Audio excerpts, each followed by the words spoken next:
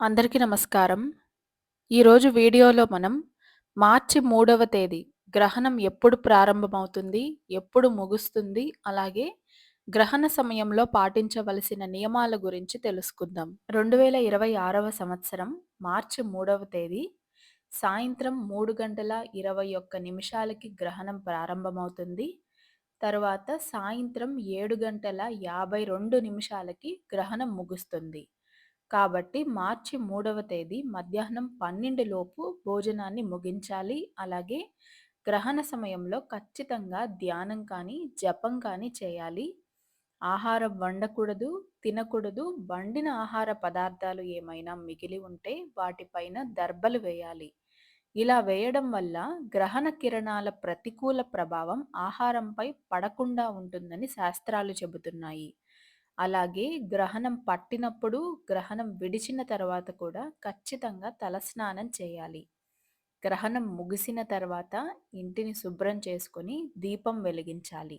ఈ గ్రహణం సింహరాశిలో ఏర్పడుతుంది.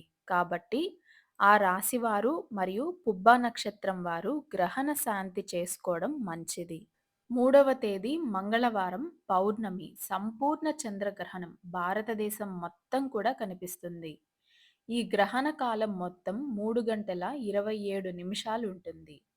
సాయంత్రం 7 తర్వాత కొత్తగా వండి పూజించాలి. గర్భిణీ స్త్రీలు మధ్యాహ్నం 3 నుంచి 7 వరకు ఇంటిని విడిచి బయటకు వెళ్ళకూడదు. అలాగే గ్రహణం తర్వాత వీలైతే పాలని అలాగే బియ్యాన్ని దానం ఇవ్వండి. ఇది 100 సంవత్సరాల తర్వాత హోలీతో వస్తున్న చంద్రగ్రహణం.